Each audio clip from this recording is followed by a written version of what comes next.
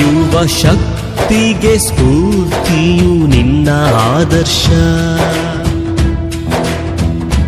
ನಮ್ಮ ದೇಶಕ್ಕೆ ಅಭಿಮಾನ ನಿನ್ನ ಸಾಧನೆ.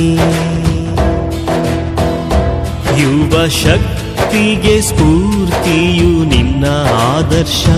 ನಮ್ಮ ದೇಶಕ್ಕೆ ಅಭಿಮಾನ ನಿನ್ನ ಸಾಧನೆ. ನೀ ಸ್ಫೂರ್ತಿಯೋ, ನೀ ಕ್ರಾಂತಿಯೋ, ನೀ ಆದರ್ಶ ನಮ್ಮ ಬಾಳಿಗೆ. ಸ್ವಾಮಿ ವಿವೇಕಾನಂದ, ಸ್ವಾಮಿ ವಿವೇಕಾನಂದ, ಸ್ವಾಮಿ ವಿವೇಕಾನಂದ, ಸ್ವಾಮಿ ವಿವೇಕಾನಂದ.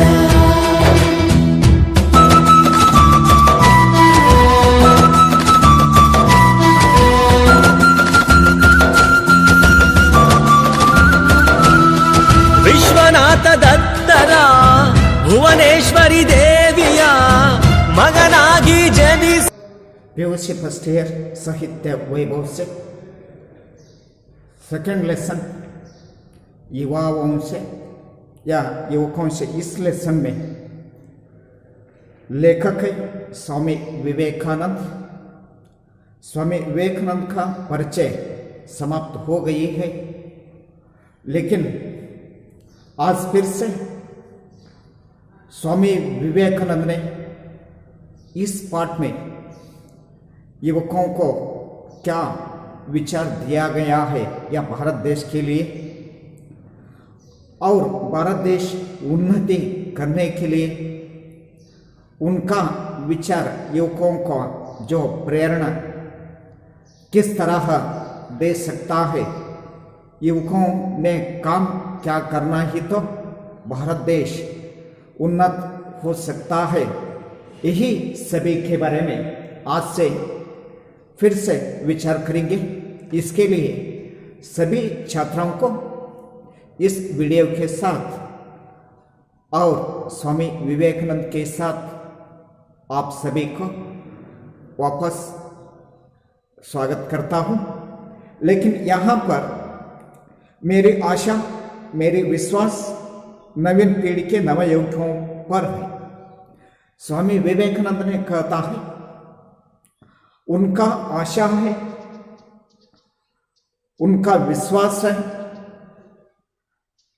उनकी आशा, उनका विश्वास किस पर है? नवीन पीढ़ी के युवकों पर है.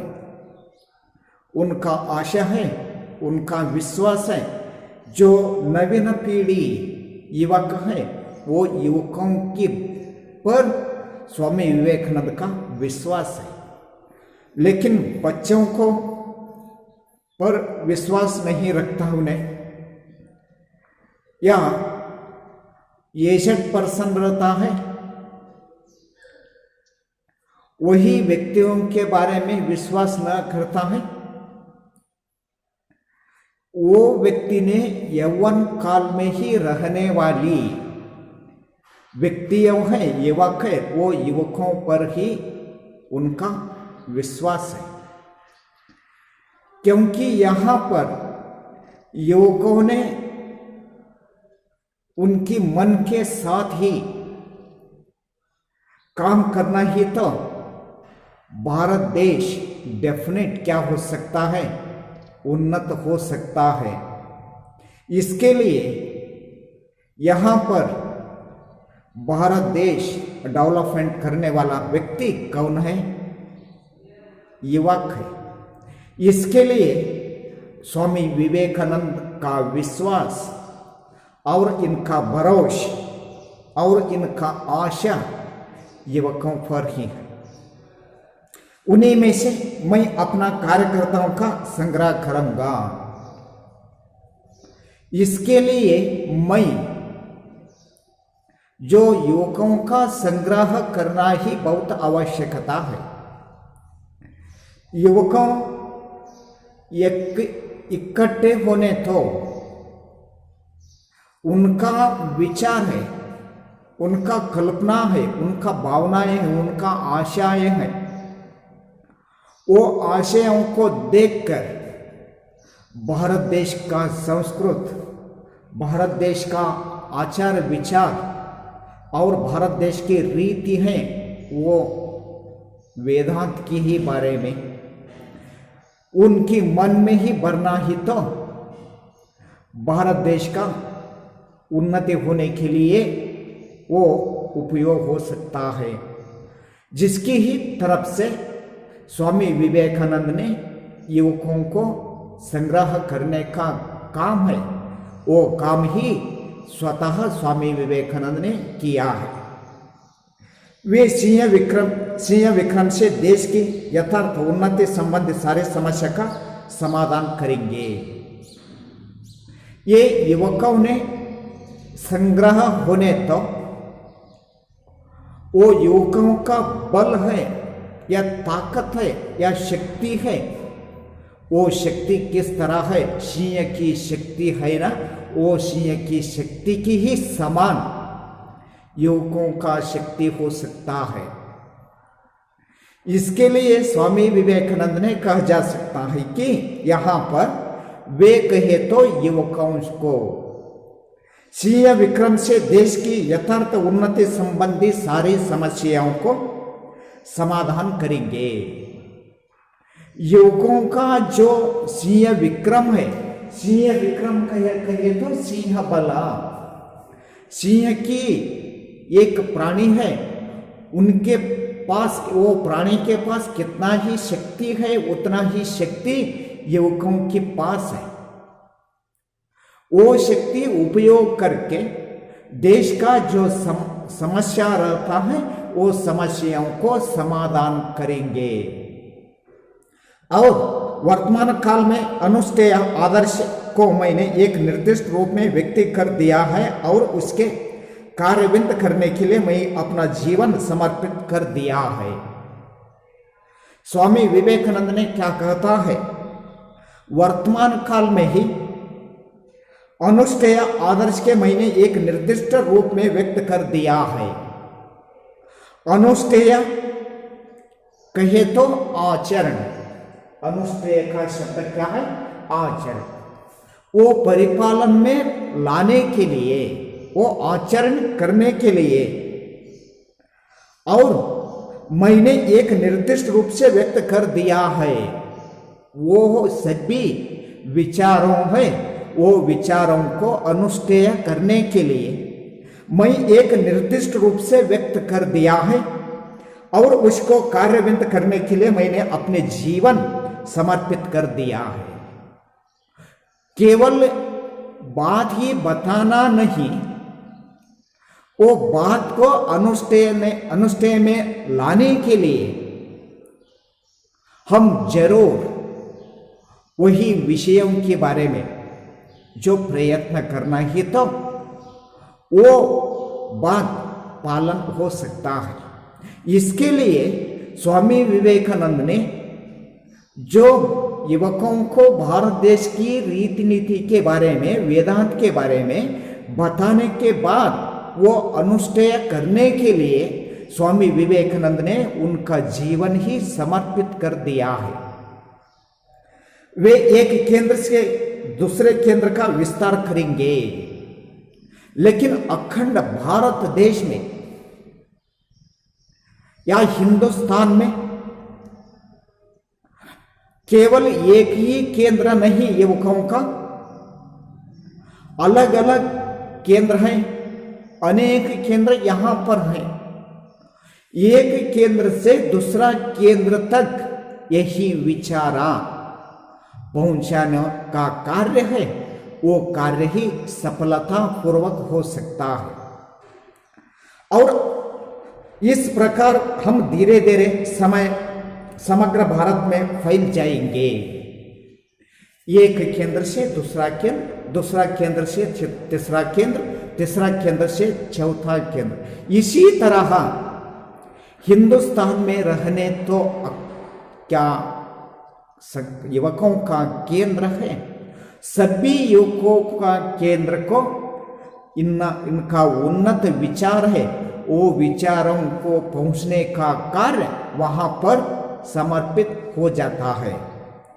भारतवर्ष का पुनरुत्थान होगा। भारतवर्ष क्या होगा? पुनरुत्थान होगा। पुनरुत्थान कहे तो डेवलपमेंट, यहां पर पुनरुत्थान जगाना या डेवलपमेंट होना, अभिवृद्धि होना। इस भारतवर्ष में भारत देश का पुनरुत्थान होना ही आवश्यकता है, पर वह शारीरिक शक्ति से नहीं करण आत्म की शक्ति द्वारा।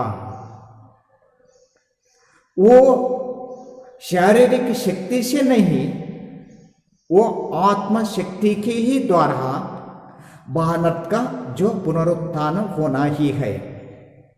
वह उन्नत विनाश की ध्वजा लेकर नहीं, वरन शांति और प्रेम के ध्वजे से। देखिए आगे किस तरह स्वामी विवेकानंद का कल्पना है। वो ध्वजा विनाश की ध्वजा लेकर नहीं, शांति की ध्वजा या प्रेम की ध्वजा लेकर भारत पुनरुत्थान करेंगे। मैं अपने सामने यह एक सजीव दृश्य अवश्य देख रहा है कि हमारे यह वृद्ध माता पुनः एक बार जागृत होना, अपने सिंहासन पर नव यौवन पूर्ण और पूर्व की अपेक्षा अधिक महिमावंतर होकर विराजी है। स्वामी विवेकानंद का ही कल्पना है। एक वृद्ध माता पुनः ही इनकी विचारों को देखकर किस तरह ही होना चाहिए, जागृत होना चाहिए। वो वृद्ध माता फिर जागृत होकर सिंहासन पर नव यौवन पूर्ण से पूर्व की अपेक्षा अधिक महिमाविंत होकर विराजी है। इस तरह हमें प्रचोदन युवकों को देना ही आवश्यकता है। शांति और आशीर्वाद के वचनों के साथ सारे संसार में उसके नाम के घोषणा कर दे। सारे संसार वो चलने के लिए किस तरह चलना ही है? शांति और आशीर्वाद के वचनों के साथ। और देखो वह निद्रित भारत अब जगाने लगा है। निद्रित भारत अब जगाना लगा है, इसका अर्थ क्या है? यह भारत देश अब भी वो पुनरुत्थान हो रहा है। इसके ही बैक भारत देश की अभिवृद्धि के लिए युवकों को जो प्रचोदन देने का काम न हो गई थी, वही समय में भारत देश निद्रा ही अवस्था में था। लेकिन युवकों ने जागृत होने के बाद भारत देश का स्थिति पुनरुत्थान होने का कार्य प्रारंभ हो गई है। इसके लिए भारत देश अब जागने लगा है। मानो हिमालय की प्राणप्रदा वायु स्पर्श से मृतदेह की शीतल प्राय अस्थि मस्तक में प्राण संचार हो रहा है। आज हिमालय का जो प्राणप्रदो है, वहीं से वायु किस तरह है? वायु जो वायु स्पर्श से मृतदेह को शीतल प्राय अस्थि मांग तक में प्राण संचार हो रहा, वो वायु है। वो किस तरह है? वो शीतल प्राण को या मृतदेह में संचार कर वो मृतदेह को वापस जगाने का काम है, वो उठने का काम है, वो प्रारंभ हो गई है। इस तरह हिमालय में जो उनका वायु है, वो वायु उतना ही प्रसिद्ध है। जड़ता धीरे धीरे दूर हो रही है। इसके लिए जड़ता है वो बहुत ही धीरे धीरे दूर हो गई है। जो अंधे हैं वे ही देख नहीं सकते, और वे विकृत बुद्धि है वे ही समझ नहीं सकते। हमारी मातृभूमि अपने गंभीर निद्रा से अब जगा रही है। लेकिन यहाँ पर वो धीरे धीरे ही जड़ता रहा है। हमारी मातृभूमि अपने ही गंभीर निद्रा से अब ही जगा रही है। अब कोई उसके रोक नहीं सकता। निद्रा से जगाने के बाद कोई व्यक्ति ने भारत देश को जो आगे बढ़ना का कार्य है वो कार्य समाप्त करने वाले व्यक्ति यहाँ पर कोई नहीं है और कोई उसे रोक नहीं सकता। अब यहाँ फिर सो भी नहीं सकती और कोई भी व्यक्ति रुकने का काम नहीं करता और बाद वह फिर सो भी नहीं सकता। कोई ब्रह्म शक्ति इस समय उसे दबा नहीं सकती, क्योंकि यह है असाधारण शक्ति देश अब जगा कर खड़ा हो रहा है। ये भारत देश को जो ब्रह्म की शक्ति है इस समय इसको दबा ही नहीं, क्योंकि यह असाधारण शक्ति देश का अब जगा कर खड़ा हो रहा है। एक नवीन भारत निकल पड़े। स्वामी विवेकानंद का कल्पना है हमारा भारत देश एक नवीन भारत देश होना ही अनिवार्य है। निकाले हल पकड़कर किसानों की कुटी बेधकर मछुए मोची मेहतर की झोपड़ियों से, यहाँ पर सभी का अर्थ है मछुआ नौका चलने वाली या अंबिगा, मोची चप्पल दुरुस्ती करने वाली मोचीगार, मेहतर महान पुरुष और हाट यहाँ पर नगर, दुकान दर, परोहित चींट करना और पार्श्विक मृगिया। यहां पर स्वामी विवेकानंद का कल्पना है किसानों की कुटी बेधकर मछुआ मोची मेहतरों की झोपड़ियों से निकल पड़े। बनिया की दुकानों से भुजाओं के बाढ़ के पास से, कारखाने से, हाट से, बाजार से निकल झाड़ियों जंगलों पहाड़ों पर्वतों से, ये सभी को हम स्वामी विवेकानंद का कल्पना है। क्या कल्पना है इनका? एक नवीन भारत निकल पड़े। एक भारत नवीन भारत निकल पड़ने के लिए ये नीचे सभी व्यक्तियों ने है वो व्यक्तियों से ही मिलजुल कर वो ही काम करना ही तो अच्छा हो सकता है। क्या भारत मर जाएगा? यही नहीं हुआ तो क्या भारत मर जाएगा? तब तो संसार से सारी आध्यात्मिकता का सामूल नशा हो जाएगा। यही तो संसार से सारी आध्यात्मिकता है, वो आध्यात्मिकता का सासुल नशा हो जाता है।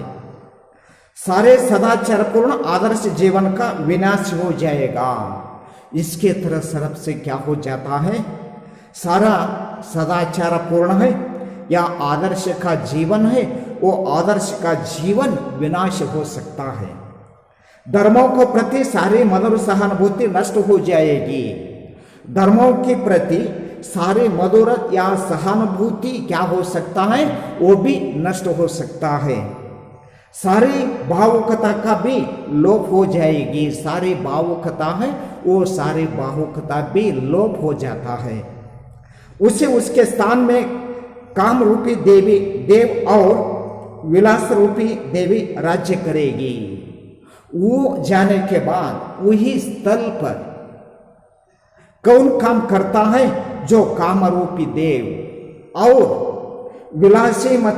विलासित रूपी देवी वहां पर राज्य करता है। इसके लिए धन उनका पुरोहित होगा। धन उनका क्या होगा? वहां पर पुरोहित होगा। पुरोहित कहे तो कोई व्यक्ति को जो चीट करना ये काम रहता है वही को पुरोहित होता है। धन वहां पर पुरोहित हो जाता है। और पाश्विक बल और प्रतिद्वंदिता, यही उनकी पूजा पद्धति होगी। ये सभी नहीं हो तो संसार में रहने वाली, जगत में रहने वाले सभी व्यक्तियों ने इस तरह ही उनका जीवन बदल हो सकता है और मानवता उनकी बलि सामग्री हो जाएगी। जो मानवता है वो मानवता क्या हो जाता है, बलि सामग्री की तरह हो जाता है। ऐसी दुर्घटना कभी हो नहीं सकती। इस तरह जो घटनाएं है वो घटनाएं नहीं होना चाहिए। ये ही स्वामी विवेकानंद का विचार है। भारत के राष्ट्रीय आदर्श है। भारत का जो राष्ट्रीय है वो राष्ट्रीय किस तरह है, वो आदर्शीय है। त्याग और सेवा, आप इन धाराओं में तीव्रता उत्पन्न कीजिए और शेष सब अपने आप ठीक हो जाएगा। कोई व्यक्ति के बारे में जो ठीक करना की ही काम है वो आप नहीं करना ही चाहिए। केवल स्वामी विवेकानंद यहाँ पर उनका विचार दे सकता है। भारत की राष्ट्रीय आदर्श है त्याग और सेवा। आप इन धाराओं से तीव्रता उत्पन्न कीजिए। इन धाराओं से आपको ही तीव्रता से उत्पन्न कीजिए और शेष जो शेष है बाकी रहता है उनका जीवन अपने आप ही ठीक हो जाता है। तुम काम ले लगा जाओ, केवल तुम क्या करना ही काम ले लगा जाओ, फिर देखेंगे अपनी शक्ति आएगी, तुम उसे संभालना न सकेगा। केवल अपना ही जो काम है वही काम ही करना ही तो वहां पर एक शक्ति आ जा सकता है। वो शक्ति रोकने का ही आपके पास ताकत नहीं हो सकता है। इसी तरह ही वहां पर शक्ति आ जा सकता है। दूसरों के लिए रत्ती भर सोचना काम करने से भीतर की शक्ति जगह उठती है। दूसरों की उनके बारे में रत्ती या भर सोचना काम करने से भीतर की जो शक्ति है वो शक्ति ही जगह उठती है। दूसरों के लिए रत्ती भर सोचने से धीरे धीरे हृदय में सिंह का सा बल आ जाता है। लेकिन दूसरों के लिए रत्ती भर सोचने से ही धीरे धीरे हृदय में सिंह का बल है, वो सिंह का बल आ जाती है।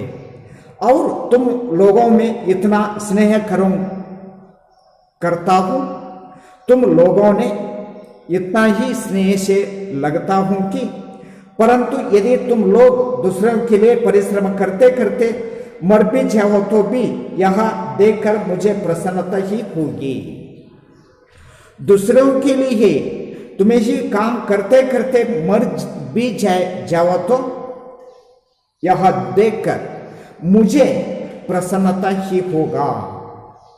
और केवल वही व्यक्ति सबकी अपेक्षा उत्तम रूप से कार्य करता है। स्वामी विवेकानंद की ही कल्पना है, केवल वही व्यक्ति सबकी अपेक्षा, सबकी जो अपेक्षा है वो रुचि है वो उत्तम रूप से कार्य करता है। जो पूर्णतया निस्वार्थ है, जिसका धन की लालसा है, कीर्ति और न किसी अन्य वस्तु की ही।